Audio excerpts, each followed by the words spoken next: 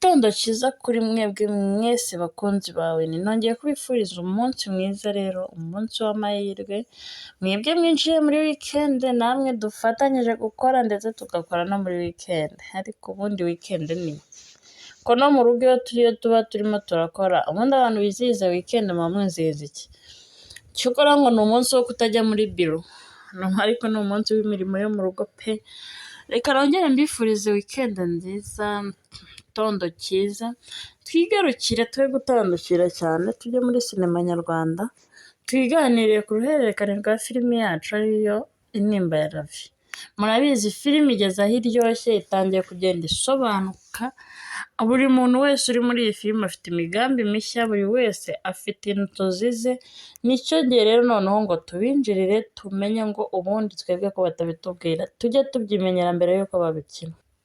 Umunezero ni mwinshi muri famiye kwa Ravi na Ravine, ubwo Mimi yabonaga mukuru wagarutse mu rugo byari umunezero mwinshi, mwabonye ukuntu bishimye. Disi ntabwo kwishima bisaba ibya mirenge, ibaze ko iwabo wa Manzi batumira bagatumira n'iki n'iki bakabaga bate, ariko ndebera ukuntu bishimye kuri Glucose di. Ariko mana uzatwihera ijuru pe, uyu muryango ujye urinda amakuba, uwurinda Aline niwe utuma uyu muryango udatuza. Mu gihe Ravi rero yari ari mu rugo, murabizi ko byari umunezero, ariko nyuma yicaye na mama we ambwira noneho inkuru yose, kuko murabizi ko mama atigeze amenya uko byagenze, yabonye Ravi amubona mu bitaro, ntago azi ngo byagenze gute, ntazi ngo Ravi yageze mu bitaro ate, keretse ibyo abana bamubwiye bamutoraguye. Akimara kumubwira ibyo byose rero, uko ikintu gikubise Ravi agenda yibuka akandi kantu, yaje guhuza amakuru rero, ntimuze gucikwa n'amakuru yahuje y'ikintu yakuyemo, iyo umuntu watumye wamushimuse n'uwamushimuse fiti yari ahagaze. Shema mu rugo iwabo we akomeje kwinginga Ganza ngo areke kujya mu Bubiligi, kandi nibyo koko nubwo yabuze aho ahera bimubwira ngo ntajyeyo, ariko nicyo gihe ngo amenye ko atariho papa wari. Ese papa wa Ganza na Shema kuki adashaka ko Shema azana Ganza mbere? Ese Ganza nawe yaba atari umwana wa Kalisa? Ntimuze gucika uyu munsi, turaza kumenya impamvu papa wa Shema akunda Manzi kandi ariwe muntu yahamagaraga kenshi amubaza ukuntu abana bameze.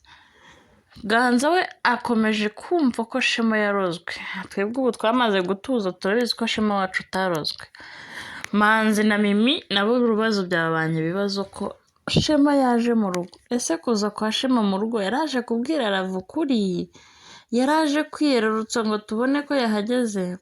Uyu munsi murabizi Shema ntajya ava ku izima, yasabye Ganza ko bajyana, Ganza ati hoya ntabwo tujyana, ati bose tugezeyo bikakujagurana. Ariko mu by'ukuri Ganza we turamwumva, natwe ku ruhande twe twakumva Shema aje gukora ikintu kibi, kandi Shema murabizi ko ahantu hose agiye aba arimo arakurikirwa. Bwa nyuma na nyuma Manzi na mama wa Mimi bavumbuye amaco n'imico ya Neira. Ese kuba bivumbuwe n'umubyeyi n'umukwe, mwumva biri bugere kuri Mimi na Ravi bakamufata bate? Kandi Ravi akunda Neira. Mu by'ukuri ntimuze mugire inama Neira, ukomeje kwitwara nabi, ukomeje kubatwa n'ishyari, tuze kumenya ngo aba bamenye ko ari umwana mubi afite ishyari, barabikoresha iki? Mimi we yakomeje kuba umwana mwiza kubera Manzi, murabizi ko Manzi akomeza kumushyigikira akamwumva, arabizi neza ko Mimi atakora amakosa. Ariko se ko Neira ari kumwemeza ko ariwe yandikiye message, murumva biri bucura iki? Ntimucikwe rero Manzi na Shema mu rugo kwa papa Shema, ibibazo biravutse. Twari tuzi ko Manzi naza kuhagera biba binejeje, ariko se kuki bibaye bibi? Kandi Manzi hari ikosa yaba afitanye n'uyu musaza yakoze mu gihe Shema yari atarabona umusaza? Ntimuze gucikwa, kuko nubwo ibibazo bihari ariko umusaza arishimye kubera ko Manzi yakuze kandi akabasha kubika amabanga. Twari tuzi ko amabanga yashize, ariko amabanga aracyahari, hari ibindi byinshi Manzi azi. Nicyo gihe rero umusaza yicajije Manzi na Shema ati mubwire byose, harageze ko umwana wanjye amenya byose, akamenya n'ibyo ari byo, kuko nanjye ubwanjye birambangamiye kumuhisha. kandi dore yageze kure gushoboka n'ibindi azabyimenyera. Claudine akuyemo umuntu makuru, ariko ubundi Claudine uri muntu ki? Claudine tumaze kumenya ko ari we munyabwenge ahubwo urenze n'aba bahungu bakomeje kuzenguruka bashakisha amakuru. Ibaze ko Claudine we yabashije kuvumbura no gukuramo amakuru Aline. Ese ubu Aline kuko atabeshye arareba akabona Claudine ari umuntu waroga?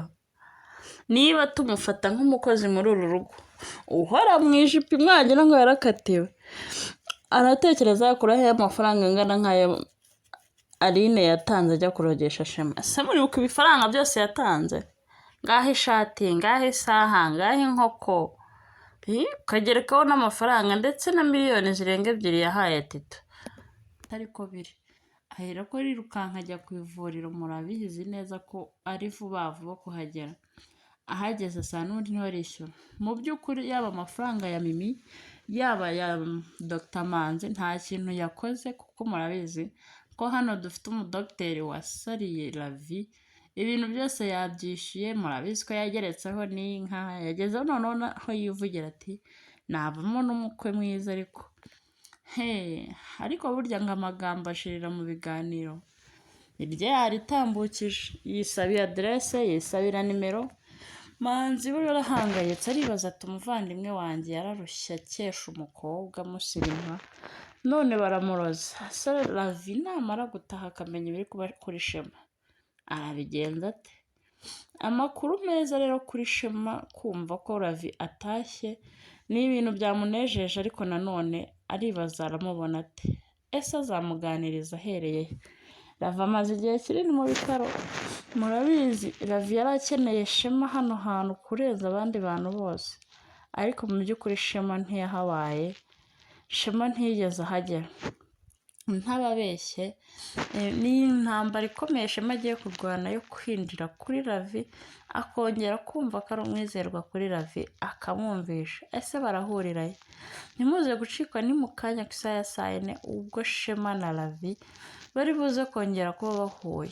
Abishimye mukishimira kugaruka kwa Ravi, ni ukuri ndumva nejejwe nuko Ravi agiye gufatanya na Shema ndetse na papa wa Shema. Uyu muryango umaze kwigira kandi hantu. Aline wacu akomeje kwigira mubi nk'ahashize, ndabisabye musengera Aline. Aline noneho yafashe ingamba z'uko ajya no gushakira ibirozi biturisha Ganza, kuko arabona Ganza ari we muntu umuzengereje muri uru rugo. Ese uyu mwana w'umukobwa ko akomeje kubatwa n'imigambi mibi, biraza kugenda bite? Nimuze gucikwa di. Biyayo na Mimi bo imyiteguro bayigeze kure bategurira Ravi kugera mu rugo. Ni ukuri ni ikirori kidasanzwe. Mimi kongera kubona umuvandimwe we ni amahirwe atoroshye. Reka mbifurize umunsi mwiza kandi ntimucikwe, mujye mwumva ikiganiro cyose kirangire, kuko iyo wumvishe aho cyatangiriye ntago uba umenye ibiri busohoke uyu munsi. Ndabafata umwanzuro koko dogiteri utaramenya n'iwabo w'umukobwa akaba atanze inka, akaba yishyuye ibitaro bihenze gutya mubizi mwese, akaba afashe umwanzuro wo kuzabasura, akaba yivugiye ko yaba n'umukwe. Ese mama ibyo bintu uyu muryango urabicamo, cyangwa Shema bya bintu ari kwigira araza kubura intama n'ibyuma? Ese Shema muratekereza atari buze guhomba? Abumva ko Shema afitiwe icyizere na Ravi, ni ukuri munyibwire muri komenti tuze kuganira dushize amanga uyu munsi, kuko uyu munsi ni igice gikomeye, ni igice kitoroheye Ravi, ni igice kiri bugore Shema, ariko nubwo ari we yishimye. Mu gihe rero mu rugo bari bamaze gutegura neza, nyine murabizi Ravi agiye gutaha, amado yamaze gushyuha, yamaze kubibwira bose, amasengesho biyayo ati ngomba kuba nakize nkaba mpagaze hariya, Ravi akinjira mureba. Bose bafite ikibazo cy'uko ashobora kuba yarahorose, cyangwa se yaravunitse ataringaniye, cyangwa se yaribagiwe, ariko Ravi twamaze kumenya ko nta kibazo afite, agenda neza, aravuga neza, aracyasa kwa kundi, nta nubwo yahorose cyane, nyine nuko karimo ariko ntabwo ari cyane.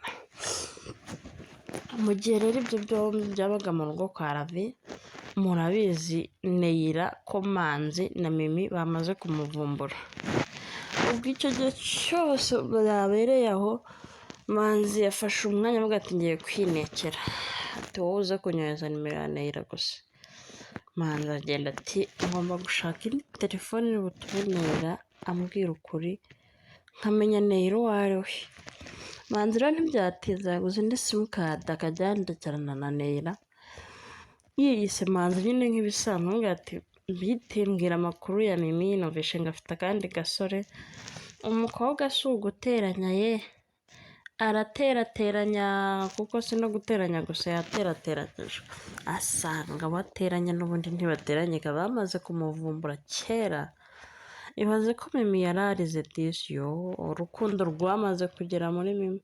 Uzi ko Mimi yamaze gukunda Manzi bya nyabyo, arifata akarira, arahangayika asaba imbabazi, ariko Manzi nk'umuntu mukuru yabashije kumva arananariza bitewe na twa tugambo twose Neyira yagendaga amubwira, mugira amahirwe mwarakunze, mufite abakunzi beza babitayeho, ariko se barabakunda.